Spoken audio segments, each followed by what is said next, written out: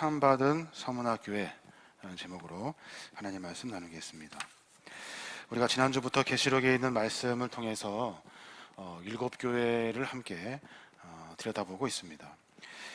지난주 에베소 교회에 대해서 한번 알아봤는데, 에베소 교회를 한마디로 요약하자면, 그래서 그의 신앙생활을 우리가 한마디로 요약하면, 아무리 수고하며 애써도 별일을 다 하여도 주님을 사랑하는 마음이 없을 수 있고, 없으면 아무 소용이 없다는 것이 에베소 교회의 가르침입니다. 신앙생활 하면서 별일을 다 해도 주님 사랑하는 마음 없을 수 있고, 그 사랑이 없으면 아무 소용이 없다는 것이 에베소 교회의 가르침이에요. 오늘 우리가 살펴볼 교회는 계시록의 두 번째 교회, 서문화 교회에 대해서 함께 하나님 말씀 나누고자 하는 거예요. 서문화 교회는 7교회 중에 인정받은 교회, 저 앞에 칭찬받은 교회 서문화 교회입니다.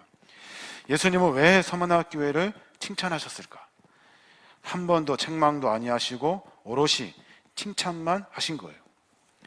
예수님은 교회의 그 어떤 모습을 보시고 칭찬하셨는지, 서문화 교회에 대해서 우리가 배우고 또 배워서 우리 신앙의 삶의 본으로 삼아서 이 마지막 때를 하나님의 거룩한 은혜의 시대로 만들어 가야 할 줄로 믿습니다. 계시록 2장 8절에서 11절에 나오는 서문화 교회의 칭찬의 내용은 딱 한 가지예요. 우리가 오늘 찬송가를 불렀습니다마는 찬송가 가사와 같이 환난과 핍박 중에도 성도는 신앙 지켰네. 이 신앙 생각할 때 기쁨이 충만하도다. 이게 서문화 교회의 칭찬한 예수님의 이유예요. 환난과 핍박 중에서도 성도들이 신앙을 지켰다는 것, 이것이 칭찬받은 이유라고요. 서문화 교회에 어떤 환난과 시련이 있었을까요? 먼저 서문화 교회의 지리적 위치를 좀 확인해야 되는데, 서문화 교회는 에베소 교회에서 북쪽으로 56km 지점에 있는 교회입니다. 에베소에서 버금갈 정도로 발달된 항구 도시예요. 일찍부터 헬라 식민지로 건설된 곳이고 역사와 전통이 있으며 황제 숭배 사상이 강했던 그런 도시예요. 대부분 학자들이 서문화 교회는 에베소 교회가 개척했다고 보는 것이 맞아요. 대부분 그렇게 보고 있어요. 교회가 개척되고 건실하게 성장하고 있는데 갑자기 이 지역에 환난과 시련이 닥쳐요. 그 이유가 뭐냐면 갑자기 이 지역에 유대인들이 몰려들기 시작한 거예요. 왜 몰려오냐면 로마를 향해 반기를 들었던 유대인들, 그러니까 AD 70년경에 로마 장군 티투스에 의해서 예루살렘 성전이 완전히 붕괴가 됩니다. 완전히 다 멸망하게 돼요. 예루살렘 성전은 불태워졌고 유대인들은 저항하다가 진압이 됩니다. 그러면서 뿔뿔이 흩어져 버리게 돼요.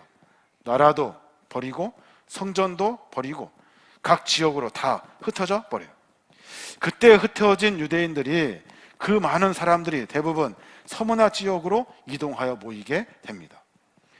와서 보니까, 서문화에 도착해서 보니 그들이 해야 될 일이 한 가지가 있어요. 그것이 뭐냐면 회당을 만들어 가지고 흩어진 유대인들을 결속하는 일이었어요. 그 일을 하려고 보니까 자기들보다 먼저 서문화 지역에 뿌리를 내리고 있는 그리스도인이 있는 거예요. 그들이 세운 서문화 교회, 그 교회가 눈에 가시처럼 보인 거예요. 그래서 유대인들은 기독교를 싫어하는 로마와 손을 잡습니다. 기독교를 이단과 사이비 집단으로 몰아붙여서 핍박하기 시작한 거예요. 서문화 교회에 그런 핍박이 시작된 거예요.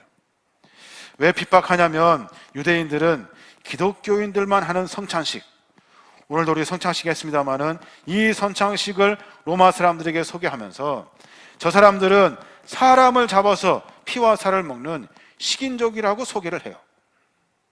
모일 때마다 이것은 사람의 피다, 마셔라. 모일 때마다 이것은 사람의 몸이다 하면서 먹으라 했다는 거예요. 그 혐오스러운 존재로 그 서문화 교회 교인들을 만들어 버려요. 그래서 기독교인들을 야만인처럼 취급하고, 야만인처럼 마치 짐승처럼 아무런 죄의식도 없이 잡아 죽여도 되는 사람으로 취급해 버려요. 로마인들과 함께 유대인들이 서문화 교회를 향해서 그런 박해를 했다는 거예요. 로마 입장에서도 봐도 참 눈에 가시 같은 기독교인들 죽일 명분이 생겼어요. 유대인들이 그런 명분을 제공해 주니까 잘 된 거예요. 식인종들을 죽이는데 무슨 자비가 필요합니까? 무슨 긍휼이 필요해요? 그러니까 유대인들과 로마가 손잡고 교회가 완전히 잔멸될 때까지, 없어져 사라질 때까지 서문학 교회를 핍박한 거예요. 그 장면이 계시록 2장 9절에 나와요. 나는 너의 고난과 가난을 알고 있다. 그러나 사실 너는 부유한 자다. 자칭 유대인이라 하는 사람들에게서 내가 모욕을 당한 것도 나는 다 알고 있다. 그러나 그들은 유대인이 아니라 사탄의 집단이다. 서문학 교회를 향해서 주님이 하신 말씀이에요. 너의 고난과 가난을 알고 있다. 너희들이 왜 유대인들에게 모욕을 당하는지도 알고 있다. 그렇게 설명해주고 있는 거예요. 서문화 지역에 사는 유대인들 회당을 만들어서 전통성을 주장하고 있지만 예수님은 그들을 향해서 사단의 모임이라고 말씀하고 계시는 거예요. 9절에는 유대인들을 사단의 모임이라고 부르셨고 10절에는 마귀를 로마를 가리키는 말로 사용하고 계셔요. 다시 말해서 유대인과 로마가 손을 잡고 사탄과 마귀가 손을 잡고 서문학 교회를 집중 공격하고 있는 거예요. 9절에 사탄이 유대인들을 통해서 서문학 교회를 핍박한 모습이 현재의 모습이라면 10절은 이제 마귀, 로마가 이제 너희들을 또다시 핍박하게 될 것이라고 기록해 놓은 거예요. 계시록 2장 10절에 보면 그렇게 말하잖아요. 너는 장차 받을 고난을 두려워하지 말라. 볼지어다 마귀가 장차 너희 가운데서 몇 사람을 옥에 던져 시험을 받게 하리니 너희가 10일 동안 환난을 받으리라. 9절에서는 유대인들의 핍박을 이야기하고 있고 10절에서는 장차 받을 고난을 소개하면서 두려워하지 마라, 염려하지 말아라. 마귀, 로마가 너희들을 잡아 옥에 가둘 것이다. 그리고 10일 동안 환난을 받게 될 것이다. 이 10일이 열흘을 말하는 것이 아니에요. 열흘이 아니에요. 열이라는 이야기가 없어요. 10일은 로마가 사용하는 숫자의 의미예요. 열, 백, 천 이런 단위는 로마 황제를 상징하는 숫자예요. 10일이라고 기록한 것은 로마 황제의 그 마음이 풀릴 때까지 로마 황제의 충분한 시간 동안 가해지는 핍박이에요. 10일만 버티는 것이 아니라 로마 황제가 충분히 그들을 핍박할 수 있는 시간을 상징하고 있는 거예요. 이제 너희에게 그런 핍박이 올 거라는 거예요. 지금까지 잘 참아왔다. 잘하고 있었어. 지금까지 잘했어. 이제 앞으로 다가올 로마의 핍박도 이제 잘 이겨내야 된다 말씀하시면서 주님이 이렇게 칭찬하신 거예요. 오늘 서문학 교회의 칭찬은 중간 점수예요. 중간 점수. 유대인들의 핍박은 잘했어. 이제 로마인들의 핍박을 잘 견뎌야 한다라고 하는 당부가 그 안에 들여 있는 거예요. 서문학 교회 로마로 인한 핍박도 잘 이겨냈을까요? 역사서를 찾아봤어요. 서문학 교회에 대해서 이렇게 기록합니다. 2세기 초 활동했던 베드로와 요한의 제자이며 안디옥 교회의 3대 담임이었던 이그나스티우스가 있어요. 그 이그나스티우스가 서문학 교회를 같은 시기에 함께 안디옥 교회에 있었는데 그때 서문학 교회 감독이었던 폴리캅을 소개하면서 건실한 교회로 성장하고 있다고 이그나티우스가 이렇게 설명하고 기록해 놓은 책이 있어요. 역사적 증언을 토대로 보면 서문학 교회는 유대인들의 핍박뿐만이 아니라 로마인의 핍박도 잘 이겨냈던 거예요. 아주 잘 하고 있는 거예요. 그럼 이제 여기서 중요한 접근이 필요해요. 도대체 서문학 교회는 어떻게 했기에 이 고통과 시련과 환난과 핍박을 이겨낼 수 있었냐 하는 거예요. 우리는 신앙생활 하면서 너무 쉽게 넘어집니다. 요즘같이 코로나 상황에 쉽게 넘어져요. 본질이 아닌 것에 실족하고 넘어져요. 누가 조금 뭐라고 한 것에 넘어집니다. 마치 어린아이 같은 신앙을 가지고 삶을 살아요. 생각해보면 그때 우리를 죽이는 것도 아니고 우리를 핍박하는 것도 아니고 잡아 가두는 것도 아닌데 지금 우리는 너무 적은 일에 아무것도 아닌 일에 쉽게 넘어져 버려요. 서문학교의 교인들이 당하는 환난과 핍박에는 비교할 수 없지만 우리 믿음의 분량대로 우리 안에 환난과 핍박이라는 일이 생긴다면 서문학 교회인들처럼 우리가 그들이 했던 방법을 찾아 쫓아 이 귀한 일들을 이겨내어야 하는 거예요. 서문학 교회가 환난과 핍박을 당하면서 이길 수 있었던 이유는 환난과 핍박을 주님께 가까이 가는 도구로 사용했다는 거예요. 우리는 환난이 닥치면 도망가잖아요. 핍박이 당하면 우리는 포기해버리잖아요. 근데 그들은 환난과 핍박이 있을 때마다 주님께 가까이 가는 도구로 썼다는 거예요. 한번 생각해 보십시오. 마귀는 서문학 교회를 이 세상에 없애버리기 위해서 작정합니다. 그리고 사용한 방법이 환난과 핍박을 주기로 한 거예요. 가만히 묵상해 보면 초대교회 성도들 단 한 사람도 환난과 핍박을 예상하지 않고 예수 믿은 사람이 없어요. 예수가 누구예요? 예수 그리스도는 국가 반란을 조장하는 정치범이에요. 그러니까 정치범을 따르는 사람은 똑같이 정치범의 형벌을 당하게 되어 있어요. 예수를 따르면 정치범이 되는 거예요. 그런데 그들은 그럴 줄 알면서도 모두가 다 예수를 쫓아요. 예수 그리스도를 쫓으며 살아간다고요. 초대교회 성도들은 다 알고 있었어요. 예수 믿으면 출세할 수 없다는 것도 알고, 예수 믿으면 잘 먹고 잘 사는 것도 포기해야 한다는 것도 알아요. 세상 명예도 포기해야 되고 가족도 친척도 포기해야 되는 줄 알아요. 그런데도 그들은 예수를 믿어요. 예수를 믿어요. 이 모든 것과 예수를 맞바꾼 사람들, 그 사람들이 초대교회 성도들이에요. 그들은 핍박이 올 것을 당연히 여기고 핍박이 올 때마다, 환난이 올 때마다 그들은 예수님을 찾아가요. 예수님께 찾아가 그분 앞에 나아가 그분과 함께 환난과 고난을 이기는 거예요. 그래서 주님이 9절에 그렇게 말하는 거예요. 내가 내 환난과 궁핍을 안다. 네가 지금 궁핍하고 환난 당하는 것 내가 알고 있다. 그 어려운 상황 가운데서도 나를 버리지 않고 믿음과 신앙의 삶을 살고 있다는 것도 알고 있다. 그러면서 위로해 주시는 거예요. 핍박과 고난으로는 절대로 예수님과 멀어지게 할 수 없어요. 핍박과 고난이 우리로 하여금 예수를 단절시키게 하는 힘이 아니에요. 핍박과 고난은 우리로 하여금 예수와 더 가까워지게 하는 에너지가 되는 거예요. 고난과 핍박은 오히려 그리스도인들을 더 주님께 가까이 나가게 만든다는 거예요. 생각해 보십시오. 성도는 고민이 있을 때 주 앞에 나와 기도합니다. 성도는 고민이 있을 때 주 앞에 나와요. 성도는 삶의 시련이 있고 풀지 못하는 숙제가 있을 때마다 나도 모르는 사이에 주 앞에 나오는 사람들, 그 사람들이 성도예요. 환난과 핍박이 있을 때 도망가는 것이 아니라, 어려움이 있을 때 다른 방법 찾아 쫓아다니는 것이 아니라, 성도는 환난과 핍박이 있을 때 주를 찾아요. 그러니 서문학교의 성도들이 환난과 핍박을 당연한 것으로 여기며 환난과 핍박이 있을 때마다 주께 다가갔던 거예요. C.S. 루이스라는 목사님이 계셔요. 그분이 쓴 책 중에 스크루테이프의 편지라는 책이 있어요. 그 책에 보면 악마인 스크루테이프가 자기 조카 악마인 웜우드에게 어떻게 하면 크리스천들이 믿음을 빼앗을 수 있는지, 그들에게 믿음을 빼앗을 수 있는지 가르쳐주는 31가지 방법이 그 안에 기록되어져 있어요.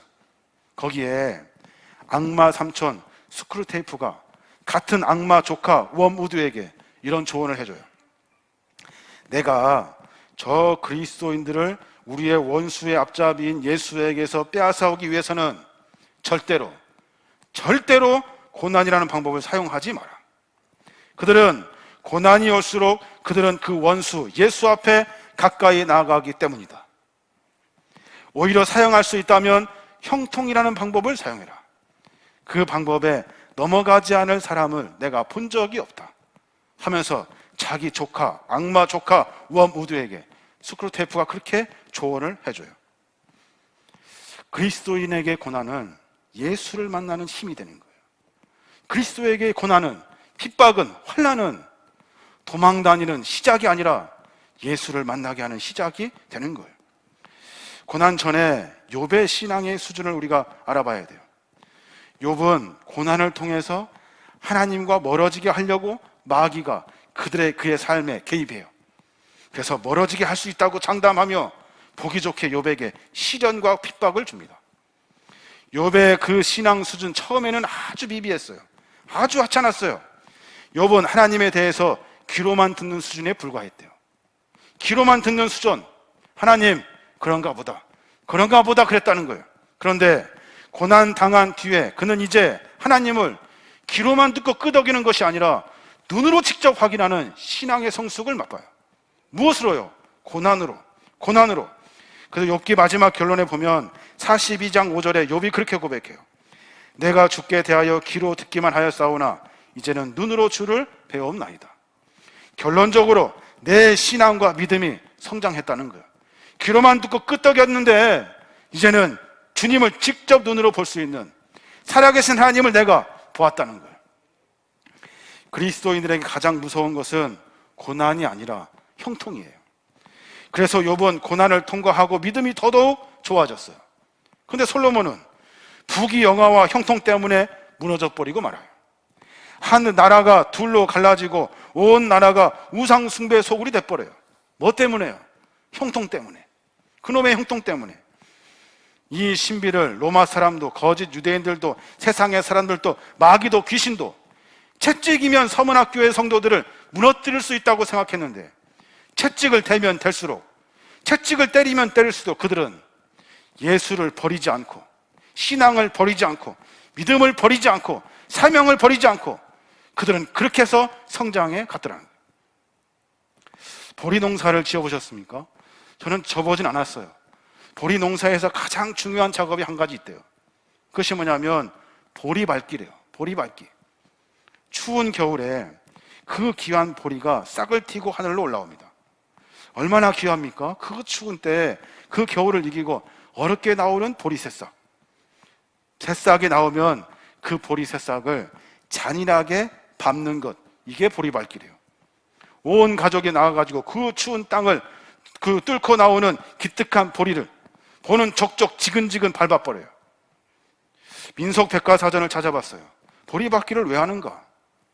추운 겨울 날씨 때문에 보리밭이 얼어서 부풀어 오르거나 너무 따뜻하여 보리가 웃자라는 것을 막아서 보리의 성장을 돕게 하는 일이 보리밟기래요.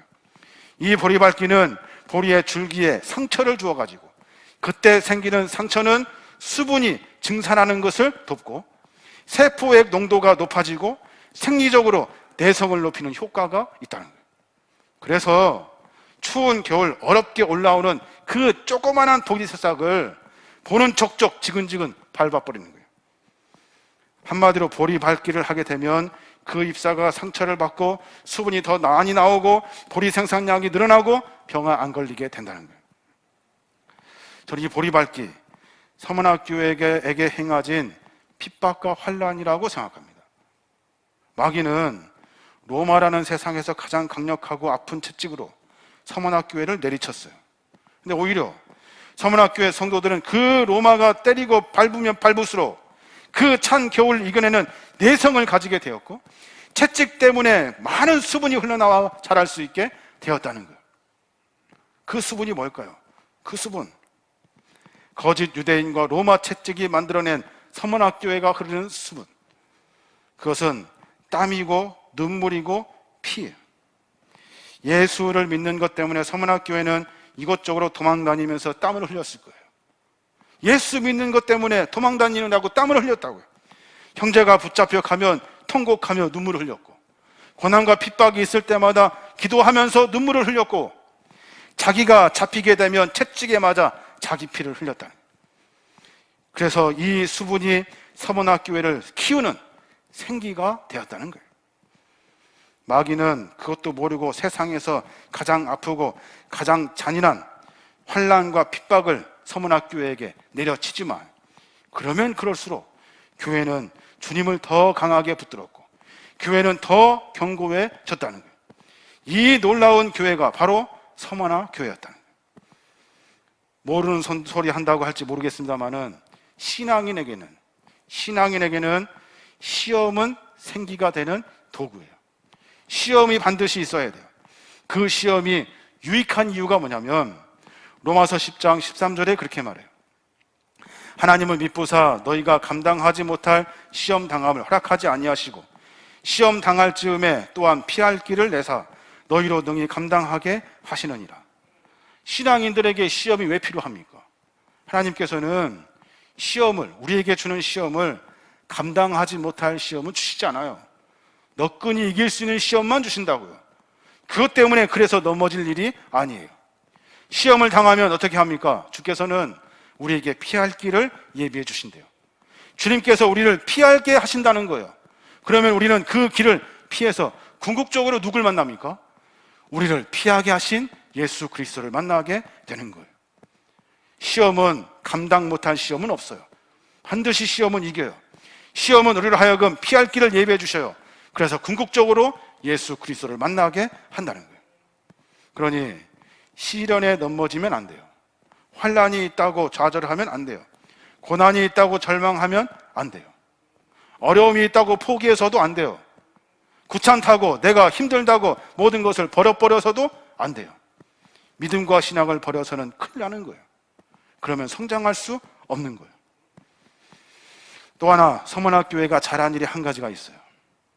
그것이 뭐냐면 그들의 시선에 있어요. 시선. 그들은 환난 그 자체를 보지 않아요. 고난 그 자체를 보지 않아요.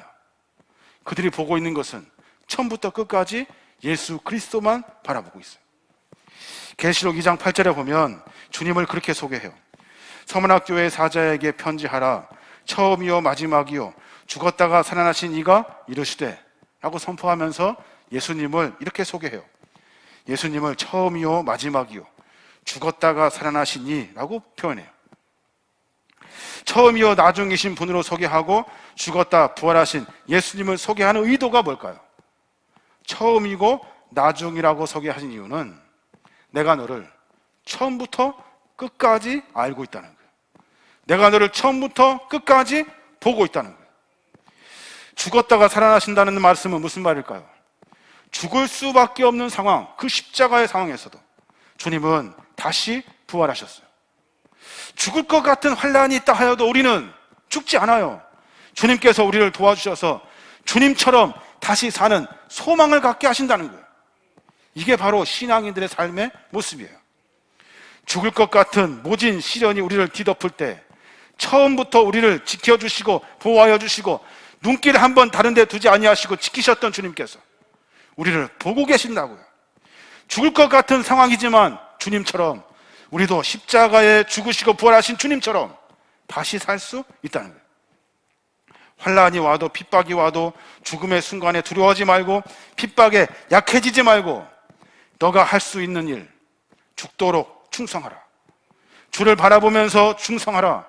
그러면 내가 생명의 면류관을 너에게 주리라. 주님이 우리에게 그렇게 선포하고 계시는 거예요. 서문학교의 성도들은 히브리서 12장의 말씀을 그들이 모두가 다 믿었던 것 같아요. 히브리서 12장 2절에 보면 그렇게 말하잖아요. 믿음의 주요 또 온전하게 하신 이인 예수를 바라보자. 그는 그 앞에 있는 기쁨을 위하여 십자가를 참으사 부끄러움을 개입치 아니하시더니 하나님 보좌 우편에 앉으셨느니라. 믿음의 주요, 믿음의 주인, 온전하게 하신 이, 온전할 수 있는 이유, 예수 그리스도. 그 예수 그리스도를 바라보자는 거예요. 환난과 핍박을 바라보는 것이 아니라 예수 그리스도를 바라보자. 고난이 있고 힘듦이 있을 때 그때 무엇을 바라보고 있느냐 하는 것은 굉장히 중요해요. 어려움이 있을 때마다 내가 무엇을 보고 있느냐가 중요해요. 스데반 집사가 복음을 전하다가 돌에 맞아 죽습니다. 그런데 그 장면을 스데반 집사의 얼굴을 천사의 얼굴 같다고 말해요. 아니 죽음을 맞이하는 사람이 그 돌에 맞아 힘들어하는 그 사람이 그 얼굴 표정이 어떻게 천사가 될 수 있어요? 사도행전 6장 15절 보면 공회 중에 앉은 사람들이 다 스데반을 주목하여 보니 그 얼굴이 천사의 얼굴과 같더래요. 돌에 맞아 쓰러져 죽는데 그런데 모두가 주목하여 보니까 천사 얼굴이더라는 거야. 어떻게 돌이 날아오는데 스데반의 집사의 얼굴이 천사의 얼굴과 같을까요? 이유는 딱 한 가지예요. 그는 날아오는 돌을 보지 않고 눈을 들어 예수님을 봤던 거예요. 돌을 보았다면 돌이 무서웠겠죠. 돌이 무서우니까 움츠렸겠죠. 그런데 돌 너머에 보좌에 앉아 계신 예수님께 시선을 맞추니 돌이 보이지 않았던 거예요. 무엇을 바라보고 사느냐가 중요해요. 무엇을 바라보고 사느냐는 인생의 가장 중요한 의미를 가지고 있어요. 예수님은 제자들을 부르실 때 그렇게 말씀하셔요. 아무든지 나를 따라오려거든 자기를 부인하고 자기 십자가를 지고 따라야 한다라고 말씀하셔요. 자기 십자가는 자기 삶의 고난을 말하는 것이 아니에요. 내가 저 사람보다 조금 어려운 일 당하는 것, 이런 것들이 내 십자가 아니에요. 이 십자가는 뭐냐면 사형 집행 틀이잖아요. 예수님께서 골고다 언덕 오르실 때 본인이 매달린 십자가를 직접 지고 올라가셨어요. 주님께서는 지금 무엇을 보고 계셔요? 온 인류를 구원하고 제거하시는 하나님의 마음, 그 마음을 보면서 그 어렵고 힘든 십자가를 지고 골고다 언덕을 가시는 거예요. 모두에게 선포하면서 제자가 될 사람들에게 말씀하고 계셔요. 자기를 부인하고 자기 십자가를 지고 따르래요. 십자가를 지고 따를 때 얼마나 어렵고 무겁고 힘들겠습니까? 그런데 십자가는 반드시 지고 승리할 수 있는 길이 한 가지가 있는데, 그것은 십자가를 보는 것이 아니라 여 멀리 있는 예수 그리스도, 하나님을 바라볼 때 십자가는 지고 승리할 수 있는 거예요. 초대교회 교인들은 늘 죽음을 각오한 자세로 신앙의 근성을 가지고 살아요. 그들은 환난과 핍박을 바라보면서 삶의 전전긍긍하며 살아가는 것이 아니라 그 환난과 핍박 너머에 있는 예수 그리스도를 보면서 그 십자가를 지며 어렵고 힘든 상황을 극복하고 예수로 말미암아 승리를 맛보려고 전진한다는 거예요. 이게 바로 신앙의 자세예요. 왜 이렇게 초대교회 믿음의 조상들이 무겁고 힘들고 고통스러운 십자가를 영광스럽게 지고 갔을까요? 왜 그렇게 그들은 그런 삶을 살았을까요? 이유는 딱 한 가지예요. 예수 그리스도, 또 그분께서 우리에게 허락해 주실 생명의 면류관. 그것 때문에 주님은 우리로 하여금 십자가를 지고 어렵고 힘든 상황 가운데서도 주님을 끝까지 바라볼 수 있는 사람, 그 사람을 제자로 부르시고 계시는 거예요. 서문학교회에게 주님이 응원하고 계시다고요. 죽도록 충성하래요. 죽도록 충성하라. 환난과 핍박이 있을 때 주님께 나아가는 사람, 죽는 일이 있어도 주님께 나아가는 사람, 환난과 핍박이 있어도 주님만 바라보며 살아가는 사람들, 그 사람들을 충성된 자라고 이야기한대요. 그 죽음을 걸고 충성하는 사람들에게는 하나님께서 생명의 면류관을 허락해 주신다는 거예요. 그래서 서문학교회는 그 어렵고 힘든 환난을 이기고 하나님의 거룩한 교회로 성장해 갔더라는 거예요. 우리는 지금 어떤 신앙생활을 하고 있습니까? 사명을 감당하다가 너무 힘들면 쉽게 내려놓는다고요. 쉽게 내려놔요. 예수 안 믿으면, 예수만 안 믿었다면 굳이 당하지 않아도 될 일이라고 말하면서 그 일들을 쉽게 포기해요. 포기하고, 예수도 포기하고, 믿음도 포기하고, 굳이 내가 그 일을 할 필요가 있을까 하면서 포기해. 다 포기해. 도대체 어떤 믿음을 가지고 삶을 살아내는 거예요? 무엇을 보면서 살아요? 예수를 보며 전진해야 되지, 삶에 조금 어렵고 힘든 일 가지고 전전긍긍 할 일이 아니라는 거예요. 신앙인들은 그렇게 살지 않아요. 믿음의 선배들은 우리에게 그렇게 가르치지 않았어요. 어려움이 있어도, 고난이 있어도 주님을 바라보며 끝까지 가는 거예요. 고민이 있고 고난이 있고 어려움이 있을 때 눈을 들어서 예수 그리스도를 바라봐야 하는 거예요. 고난이 있고 어려움이 있고 괴로움이 있고 환난과 핍박이 있을 때, 그때 그 자리에 털썩 주저앉는 것이 아니라 주님께 나아가야 하는 거예요. 그래야 우리의 삶의 문제가 해결될 수 있는 거예요. 사랑하는 여러분, 우리의 신앙의 모습을 점검해야 돼요. 서문학교회는 칭찬받았대요. 뭐 때문에? 환난과 핍박이 있어도 죽게 나아가고, 환난과 핍박이 있어도 주님께 시선을 돌리지 않아서, 그래서 주님이 칭찬해 주셨대요. 어려운 일, 어떤 일이 있는지는 잘 모르지만 각자 모두가 다 어려움이 있어요. 저도 어려움이 있어요. 환난과 핍박이 있다고요. 그것 좀 어떻게 해결됐으면 좋겠어. 그런데 그때마다 거기에 넘어질 일이 아니라 주님께 가까이 나가야 돼요. 주님께 시선을 돌려서는 안 돼요. 그때 하나님은 우리를 칭찬하셔요.